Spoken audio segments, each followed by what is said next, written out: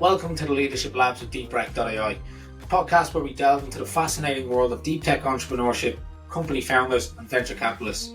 I'm your host, Anthony Kelly, and I'm thrilled to have you join us in this exciting journey. In each episode, we explore the minds behind groundbreaking technologies, the visionaries who dare to push the boundaries of innovation, and the investors who fuel the growth of tomorrow's game changers. Hello, everyone, and welcome to this week's episode of the Leadership Labs. I'm your host, Anthony Kelly, and today's guest is Dat Tran. Myself and Dat probably met about 4 or 5 years ago, previously done a podcast back then, and since we've met, he's gone on to co-found Priceloop, become the managing director of Dat Tran Ventures. And in this episode, we're going to talk about Priceloop, the challenges that he's faced, being a first-time founder, talking about his hiring strategy, setting OKRs. But yeah, look, that sets us up. But welcome to the show. Yeah, thanks, Anthony. Thanks for having me. No, great pleasure to have you. Look, before we jump into any of the core topics and the guts of it, as good as you are on social media and LinkedIn, and as good as a following you have, maybe not everyone has heard of you. So do you want to take a step back and talk to us a little bit about your background that led you sort of on the road to be an entrepreneur? Yeah, sure, I can do it. I mean, you already you gave a short introduction about me already, but yeah, I think it's always a hard point where to start. But I think I was just start when I entered the industry, right? So before co-founding Priceloop, basically I was working in a couple of different roles. Starting basically as an engineer slash called data scientist in the past as well, right? At Pivotal, and then over the time I moved on to more leadership roles at Idealo, where I basically built like a machine learning team as well, but also co-headed the whole data team, and from there on afterwards, basically I joined Axel Springer. So Idealo is a price comparison website which already belonged to Axel Springer, and Axel Springer is a big media company here in Europe. They also own a lot of re-owned like brands, like for example Politico, also Business Insider. So that probably some people know. And they are basically I've been also building up an AI team that used to work on like text to speech topics and also a lot of NLP topics. And yeah, afterwards I decided to, I would say, go back to my roots. And going back to my roots mean being an entrepreneur. Obviously, this is my first tech startup, so that's why it's also right to say it's my first venture that I basically built. But why I say going back to my roots is, yeah, I come from a very entrepreneurial family, so already in the early age, basically, my parents are in the restaurant business, right? So I helped them build up like one of the basic branch as well, right? And I always love to basically build up things from scratch, hiring people, building up the culture. And yeah, and afterwards I was like, yeah, I missed that part, because actually I was doing that while I was also studying, and it was really tough because being an entrepreneur is not like a 9 to 5 job, but basically is 24/7, and especially in the restaurants business, it's pretty tough. It's like you work until like from 10 to 11 every day, from Monday to Sunday. And also our restaurant had only 2 days off. So basically it's a full time, full year kind of work.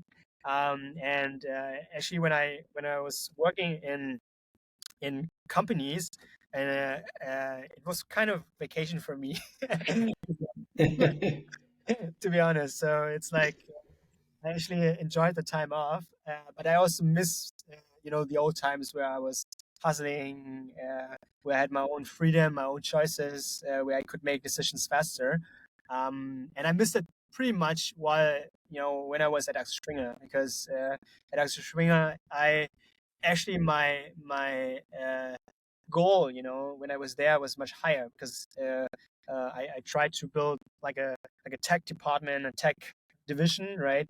Out of Axel Springer, and at some point, actually, I wanted to create another B2B business out of Axel Springer, but it's hard to be an entrepreneur within a corporation. It's It's high resources, high restrictions, low resources, low restrictions. yes, yeah, definitely. This is the thing. Like, corporations, they always encourage people to be entrepreneur, and take more ownerships and so on.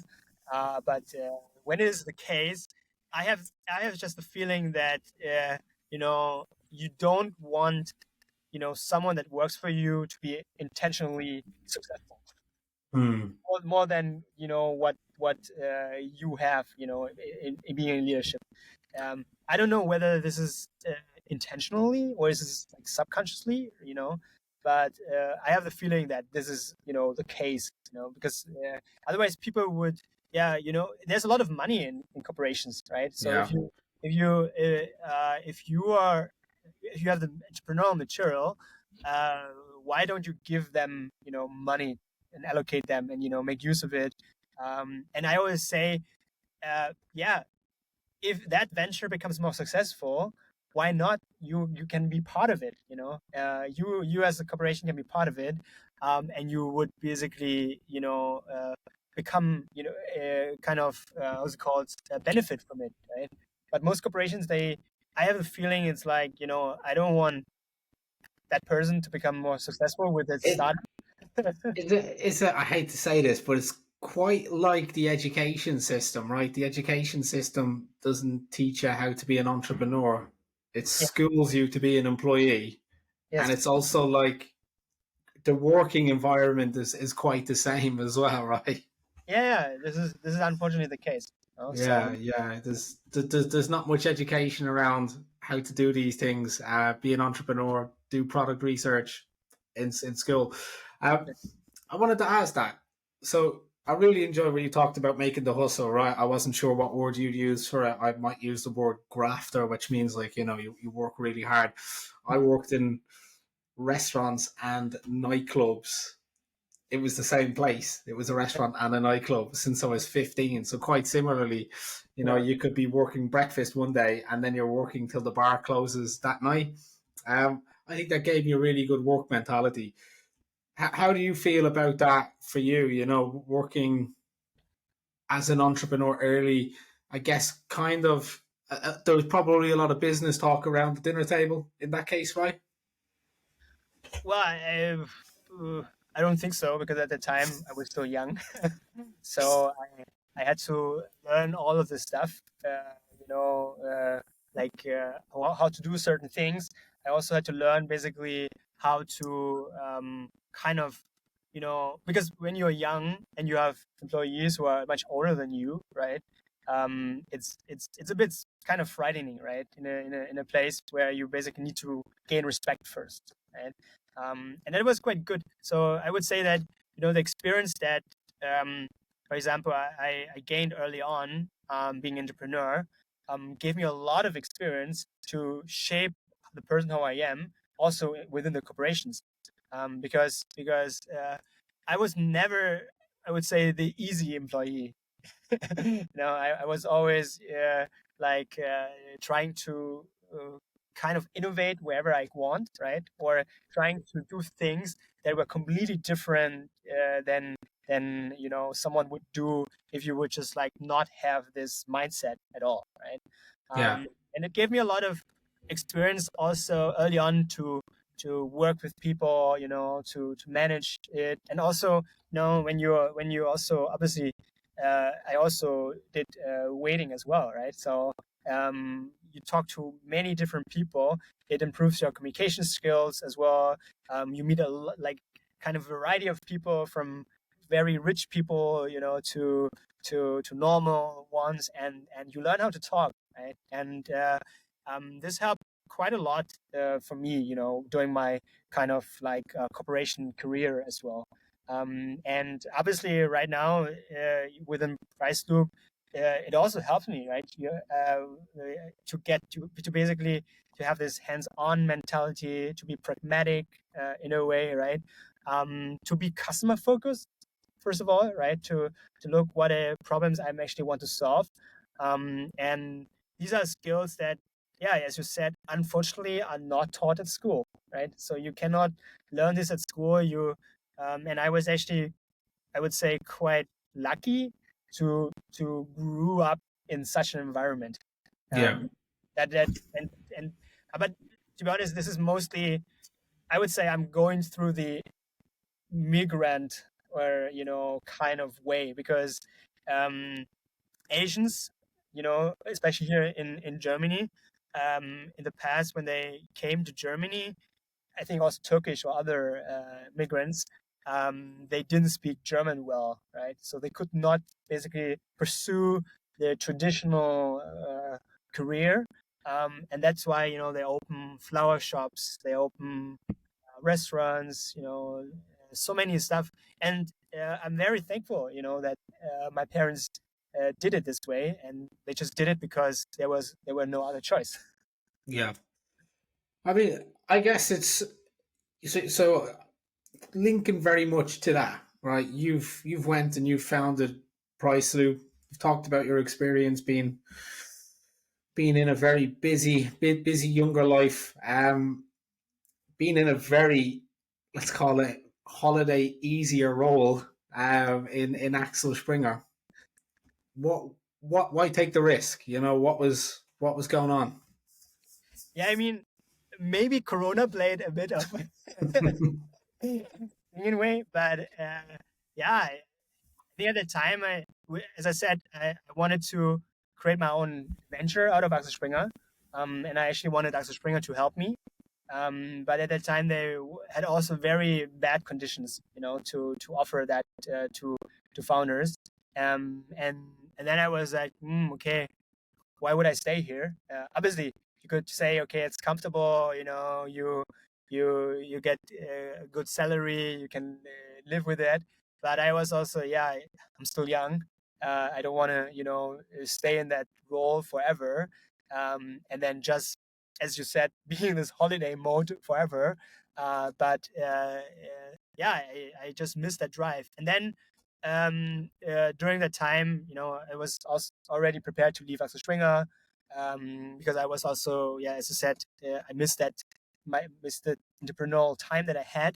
I also, talked with my current co-founder. So we've been knowing each other for quite some time already through common friends, and then yeah, it was kind of I would say a bit of coincidence, that he said, yeah, I'm leaving. I said, yeah, I'm leaving Springer, and he also said, yeah, yeah, well, I also leaving Contorion. So he actually co-founded Contorion before, which is an e-commerce marketplace, and then he sold that company 3 years afterwards to the Hoffman Group, and then he stayed with the company for quite some time. But then he also said that, yeah, I missed that the early times of creating company. And it is, because when I created my, like, the restaurant for my parents, the early times were the best times. The early times were I would say, the honeymoon times, where you're in love, where you have a lot of passion and drive. And then at certain years, You stay up late on the phone to talk to each other. You work just that little bit harder. yeah, that I always say it. The first times, the early times are always the best times.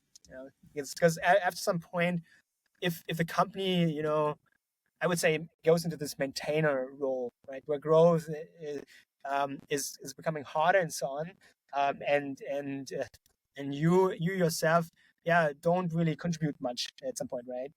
And I actually said, if you create a company, and if the I think the founder has to become kind of like useless at some point, and then you are successful, right? It's the same thing, to be honest, as a CEO. If you are a good CEO, you have to become basically like useless. Yeah, yeah. You, Like, you, you're a shadow in the business. yeah, why is this the case? Because you lay down a good vision, right? You're basically, everyone is motivated, right?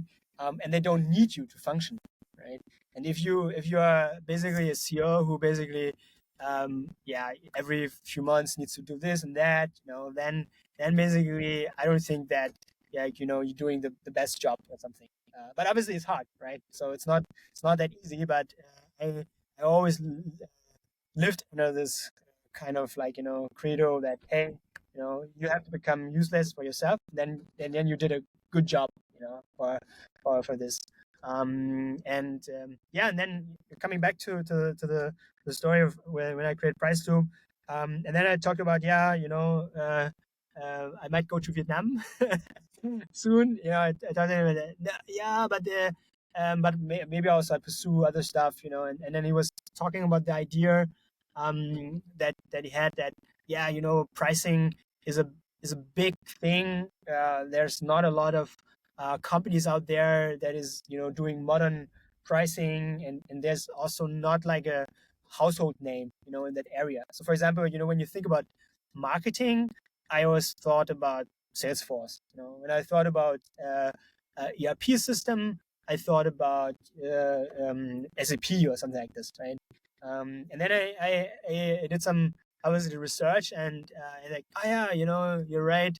In this area, there's not like a household name, and actually I thought, well, pricing is a really data driven kind of like area, but people, I would say, they do it in a very manual fashion, right? Mhm. There's no, for example, good frameworks around this, and it's true, because mostly, when I talk with people in pricing, basically, yeah, everyone is doing pricing differently, right? So some people do rule-based pricing, they crawl stuff, and then they add some additional rules in that.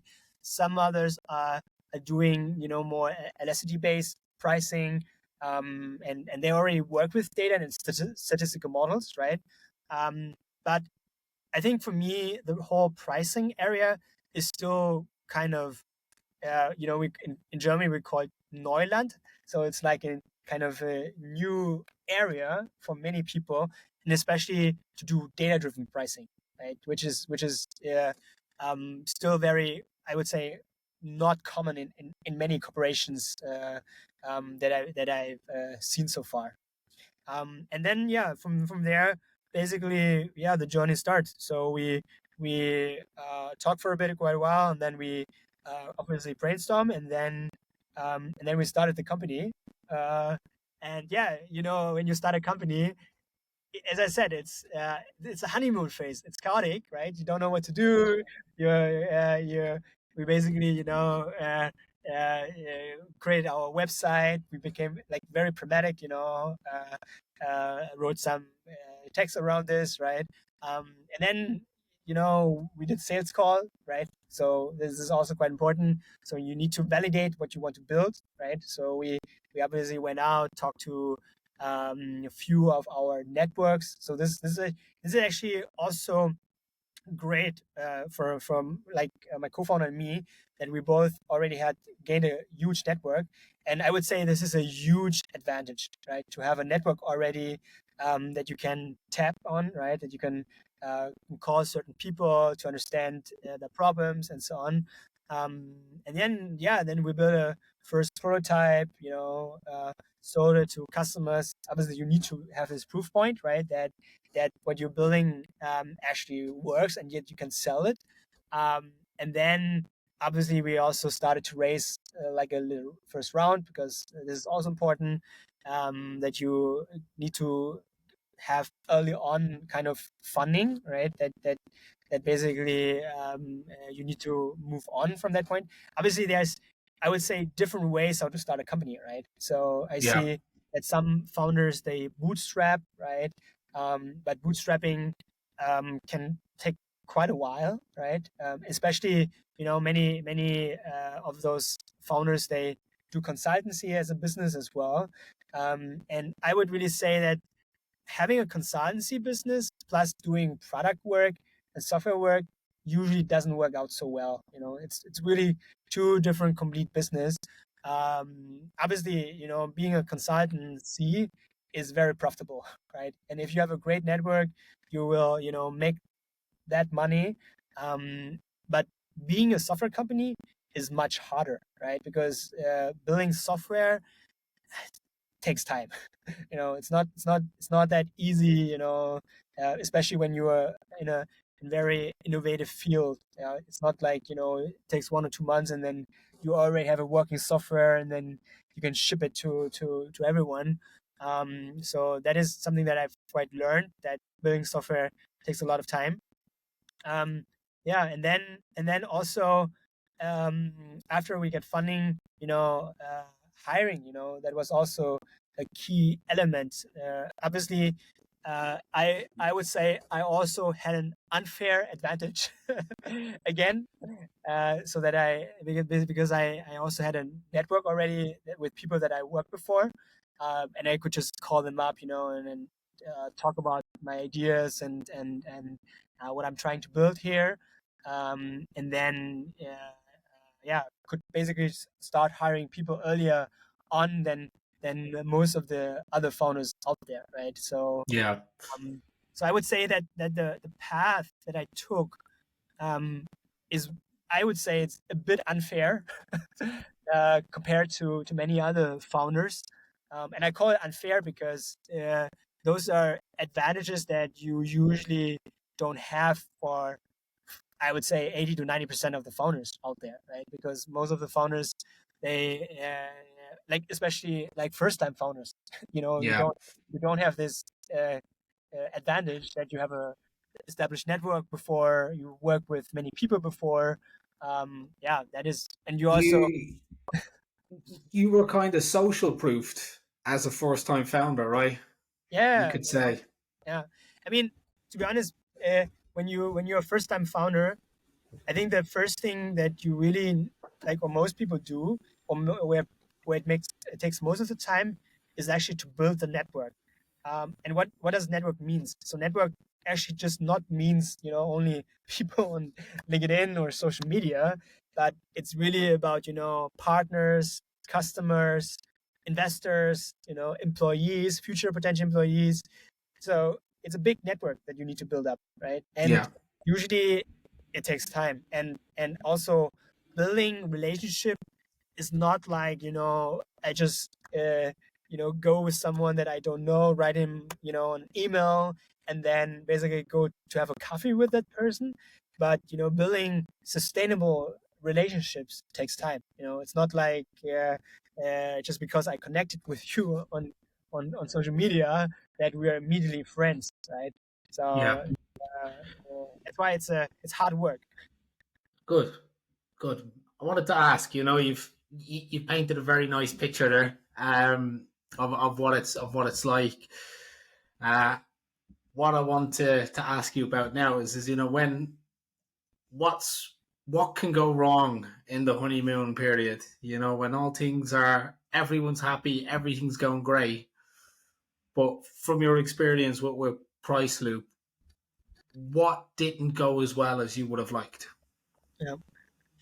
I mean, um, one thing that is hard, or I would say I would have done, or wish would have done it better, is and maybe there would be no kind of solutions to this, right?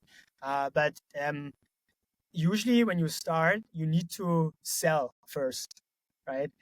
Because the thing is, if you build a product, you build it with a lot of assumptions, right? And obviously, you can do product research, and you can talk with customers and try to de-risk as much as you can. but still, it is a hard process. And what we took, or what we did is, we saw, what our future products looks like, right? And then it took quite some time to build it. It's not, it was not like, yeah, basically, hey, we're already 90% phase, and then we could basically sell it immediately, right? But it was really like, hey, this is how it looks like, this is what we should. And then when we ship it, it was basically, covering 60% or 70% of the features that we have, right? But it makes sense to me also in the past, right? Because obviously, I find it very hard not to sell it in a way first, because at the end of the day, if I don't get the proof that this is something that people want, right, then it's also hard for me to build it in a way. But Yeah.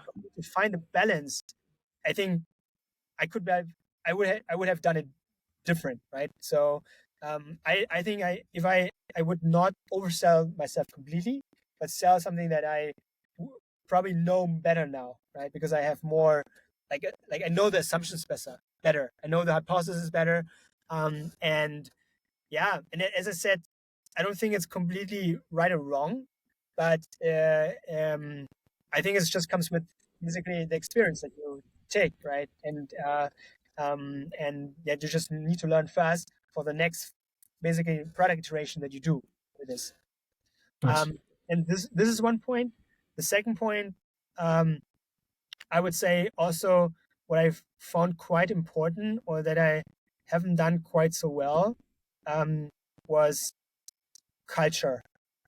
So because obviously when you create or create a team within an organization, you already have an established culture, right? You already have guidelines, what to do and what not to do.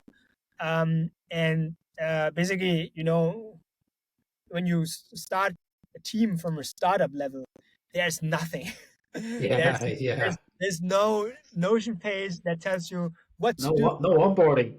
Yeah, there's onboarding and so on. And obviously we establish onboardings with ourselves and so on, right? But the problem is, in a established corporation, you already have guidelines, what to do and not to do. But the problem is, in an early honeymoon phase, right? You always need to build that, and I would and we for me, or also for Priceloop, it took 9 months, to build that culture and to build all those guidelines and so on. So, but if I would have done it, I would have done it again. I think I would do it as a priority one, right? Because that would also make myself more clear the people that I hired, right? What do I envision from them? What is the guidelines that I want, right? As I said, I don't think that there's a right and wrong answer to that point, right? To say that, maybe I would have done it differently, but I would say, yeah, this needs to be tackled early on, right? Because over than that, without the right culture, without the right guidelines and attitude that people that you hire, it was very challenging for me as a leader as well. Yeah. So can I ask on that? So with the culture, did you have like a culture set out, or was it that you didn't have an interview process geared toward culture? Yeah, I mean, obviously, I had my culture in my mind, That's what I what mean, right? what I wanted, and for the how things should be, right? And but the problem is, you need to align it obviously with your co-founder, right? You need to align it with everyone who works there as well, right? And the problem with culture is obviously, if you don't sometimes have it written, people don't look at this, right? And sometimes also, if you have it written, people also don't look at this, right? So you actually have to live that culture, right? And yeah, to be honest, every day when I go to work, I try to be the best version of that culture, right? And obviously, even within Priceloop, and right now, nothing is perfect, right? So even me, I might, sometimes not live that culture, but or the things that I want to be myself. But I try to be, right? To be the best version out of it. Yeah, cracking observation, because it's something that, I mean, you said it yourself, right? You have your idea of what a culture is. It wasn't agreed on with your co-founders. You link this back to hiring, and then there's a lot of like gut based decisions happening. Gut feeling decisions, and this person's going to really enjoy it here. And then when you actually come to decide on a culture as a team and as a group, you might realize that someone's not, I guess, as you could say, all in. They're not all in on Priceloop. They don't fully believe in what you're looking to do, your mission. And then after you've decided how you're going to communicate it, if it's weekly, bi-weekly, monthly, regular one-to-ones, half yearly, talk about, this is how we're really tackling this problem versus 6 months ago. Isn't this amazing? And Yeah. I guess you need to try and get people that want to be there and involved in that too, right? Yeah, I mean, definitely. I mean, as I said, so it took us quite some time to do that culture because of our past learnings, right, that we had as well.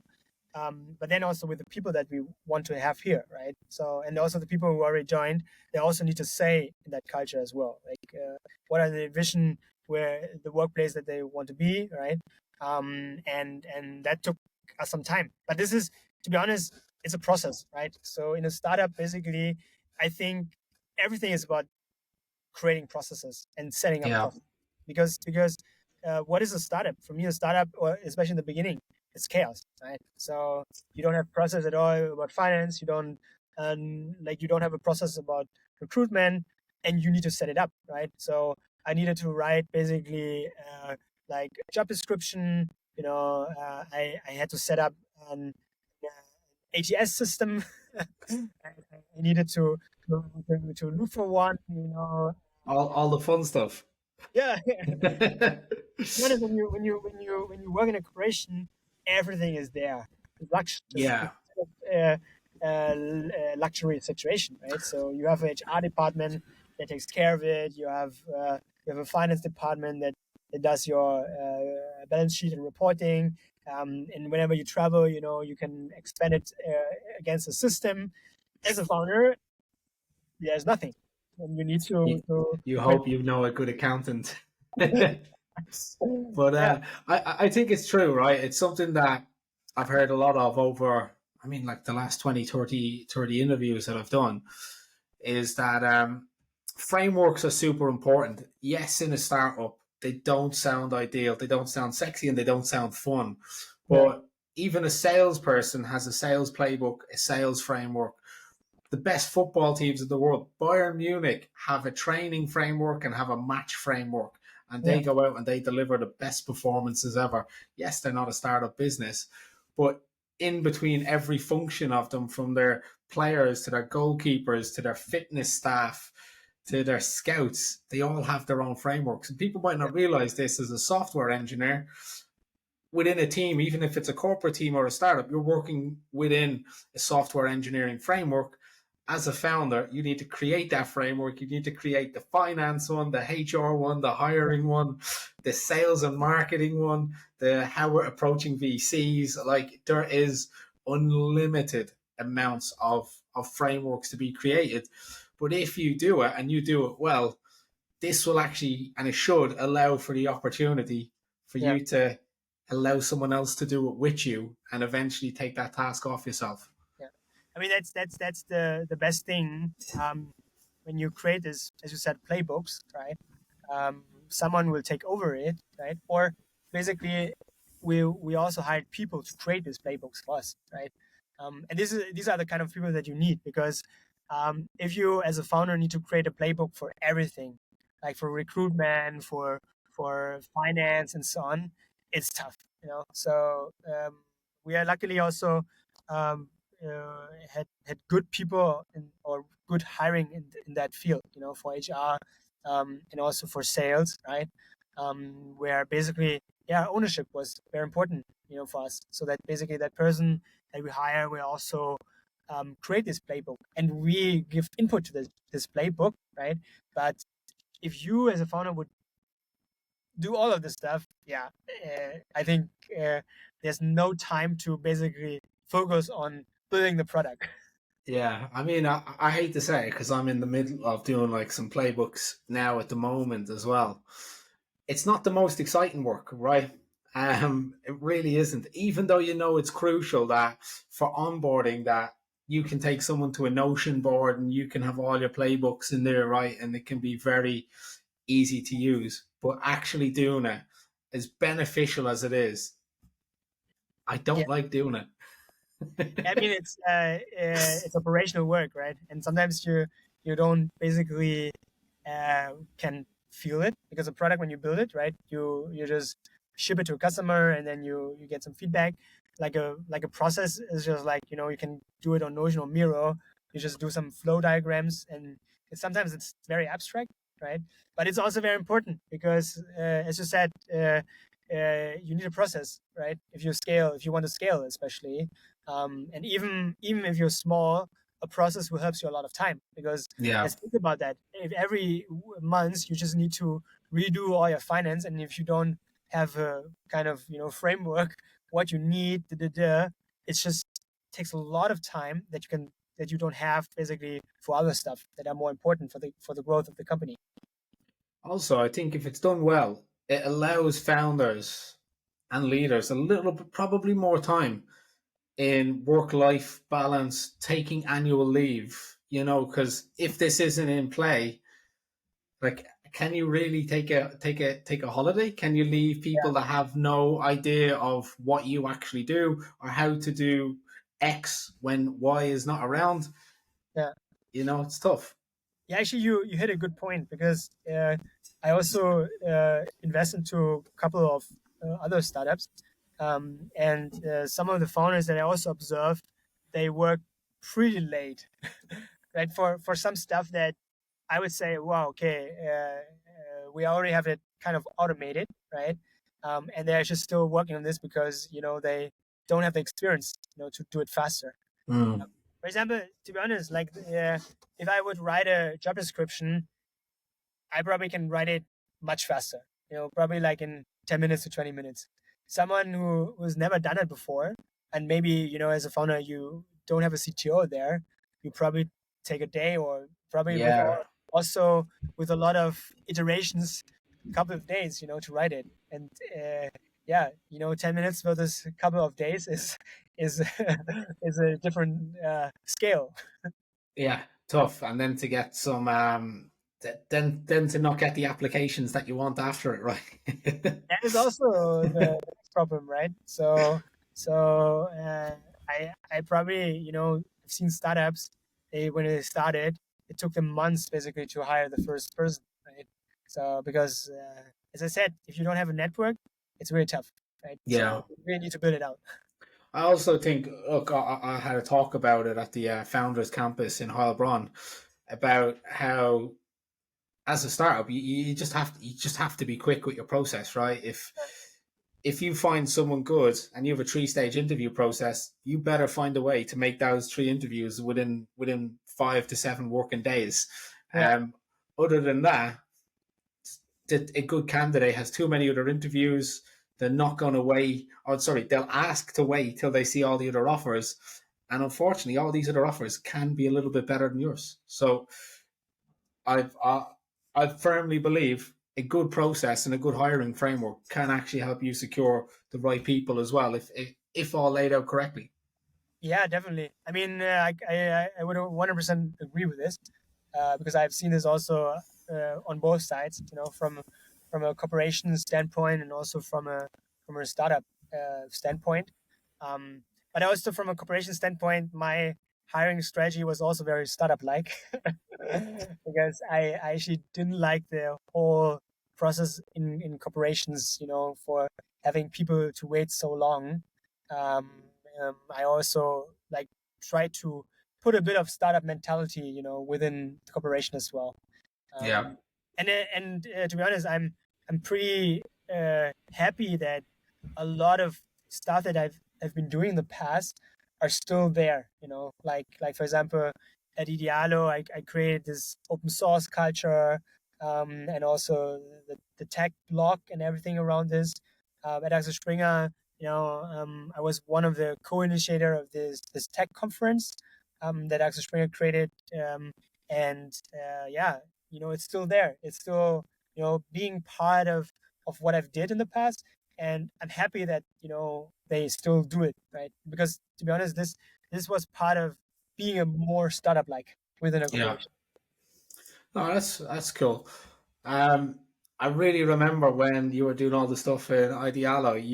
You guys had a great rep. Yeah.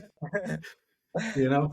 Um, so we spoke about setting up frameworks, and I guess one of them that I want to ask you about now is setting OKRs. Ultimately, it is a framework, Yeah. but at the same time, people think you don't join a startup to have OKRs, right? It's not how startups work. But ultimately, again, I'm also on the side. If you don't have a clear goal to shoot at, are you ever really going to score? Like, where do you sit on that? As you said, you've come from corporates, you're in startup, you've had experience where this has been highly, highly regulated, I would say, to Yeah. now having the opportunity to choose what way you want to do it. Yeah. What have you gone with? I mean, I always went with something that's called OKR. I mean, it's as you said, it's another framework, right? The question is, how do you basically use this framework to do certain things? For example, when companies do OKRs, or I would say corporations, it's a very kind of, I have to look at the playbook completely, how to do OKRs, and it's a very process heavy related stuff, right? For me, when I did OKRs also already at my former teams and also corporations, I always tried to take the less heavy process like of the OKRs, because what is an OKR? An OKR is very simple. You define a certain objective that you want to aim, and you need to define the time frame and the period to this, right? Is it a quarter OKR? Is it a yearly OKR, right? And what is the 5-year vision to this, right? So you have to break it down. What do you want to aim in 1 year so that you can basically reach your vision at the end of the day, right? And then from there you basically derive certain goals, right? Certain key results that you want to aim for, and you have to make them as simple as possible, right? So I remember that when I was I think it was a Diallo. It was very crazy how we defined the key results. It's like it has to be 100% aligned with that person, and it has to be done this way. And there was a lot of meetings around that, and I had the feeling, yeah, this is what I didn't think OKR was. I thought it was like a pretty waterfall approach, but with OKRs on top of this, so that it sounds cooler because Yeah, yeah, companies in Silicon Valley, they're doing OKRs and they're successful because of that, right? So we have to do that as well. And I thought it was, yeah, I don't think that they did it this way, because what startups usually do is they set goals and they just needed a framework to communicate that.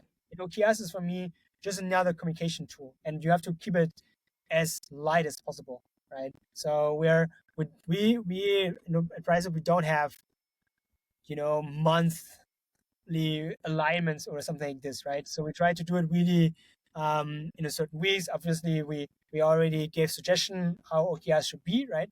And then we just go with that, right? Because otherwise, OKRs changes, key results change, right? In a startup, they have to change very fast because maybe key results that I defined 2 weeks ago or 4 weeks ago might become outdated already in 2 or 3 weeks, right? And just because I defined it 2 weeks or 4 weeks ago, maybe with customer talks, with it might change to a complete direction, right?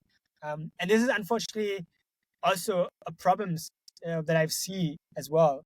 Because why is this the case? Because usually when you work, employees, they like stability sometimes.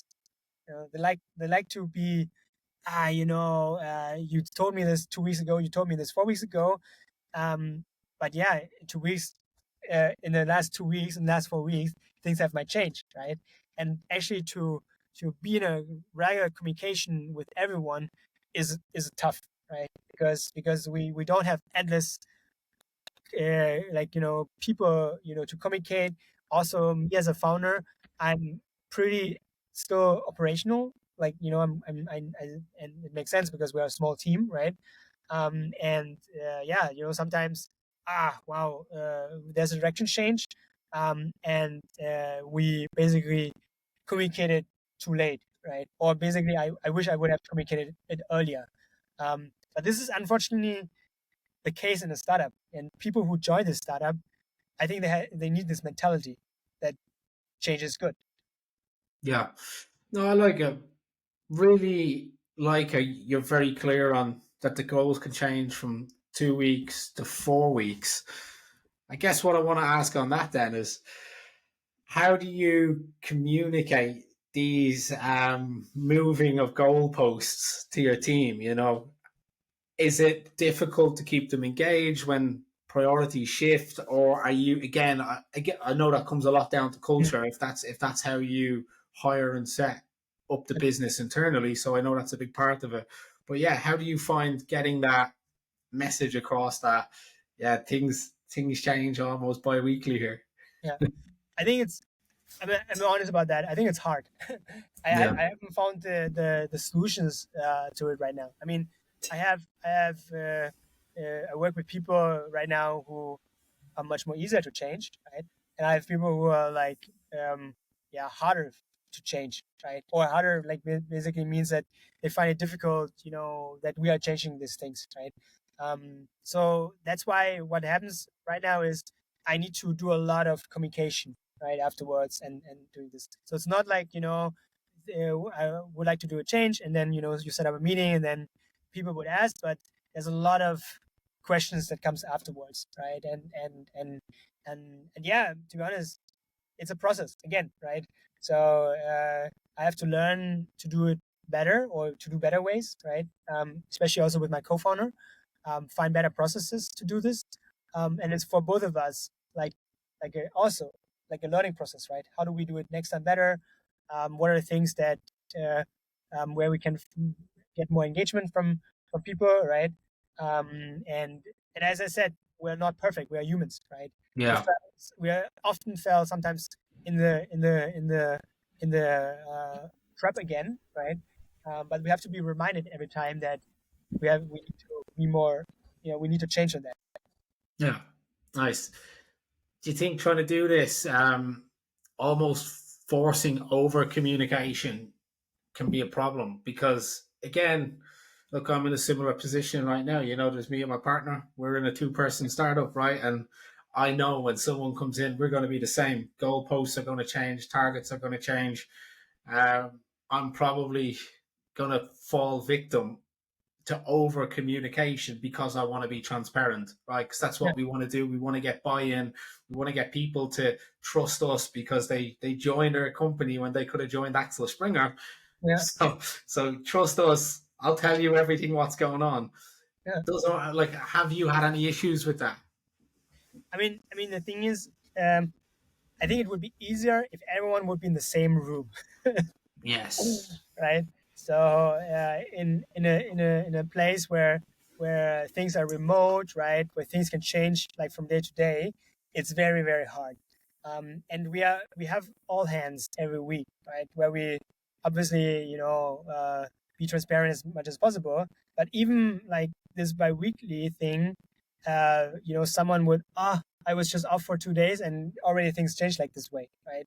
It can be a shock for some people. But as I said, people have to learn or have to get used to this culture, right? Because as I said, I live by this creed that change is good, right? Yeah. And people who join the company, or especially in the startup, they have to understand that, right? Because otherwise, then we're not a startup. Then we are a corporation, right? Where basically we don't change anything at all. We have to plan 4 weeks ahead, and then we stick to this 4 weeks, even though information assumptions are wrong, but because we don't want to change, right? We stick to that. But that is not a culture that I want, and Yeah. and this is obviously hard, and I think many founders face this situation. I've got a question. You mentioned having people in the same room. Would you ever go back to a 5-day working week if everyone in the business was okay with it and in Berlin? I don't think that this is the future of work, So I don't think that basically, I would not force people to work in the office, if they don't want to. I have we have this hybrid model, right, where we people have people in the office, and we have people remote, and I'm pretty happy how they work, right, because this will do it, and also I like enjoy the benefit out of it, right. So when I got my first child, I also worked the first 1.5 months at home, because I needed to help my wife, to take care of the child, um, and that gave me a lot of flexibility, right. And the thing is, as you said, I want to live, or basically be like the leader, like the way I want, and if I want that for myself, I have to give it to other people as well. True. And I know that sounds uh, weird, but I know a lot of other people who just take whatever they want to do, but they don't give it to other people, Yeah, especially leadership. And that is for me not a good role model, and I want to be a good role model. that's management, not leadership, I would say, unfortunately. Um, that's us for questions. That before that though, I've got the quick fire questions. If you're ready to jump into them, What? Pardon? the quick fire questions. What does it mean? Quick fire. So 3 quick questions. Oh, okay. Give short answers. Okay. So let me just mark that. So yeah, quick fire questions. Gonna jump into them now. What is the best book, podcast, or content that you would recommend to other listeners of this show? The best book or podcast or Or content, yeah. content? Well, I don't really have particularly anything that I can recommend. I mean, I just listen in Spotify and go randomly, unfortunately. Um, and if I would listen to, those are more like Germans one. Like for example, I listen to Christoph Käse from High. He does a little bit of a business podcast, and so on. And then yeah, so mostly I'm more German and business podcast. Yeah, nice. What would your 3 non-negotiables be when it comes to leadership? 3 ones. Yes, 3 non-negotiables. What does it exactly mean? So stuff that So I guess like what would your personal values be when it comes to leadership or your business values, things that you don't let slip, your standards.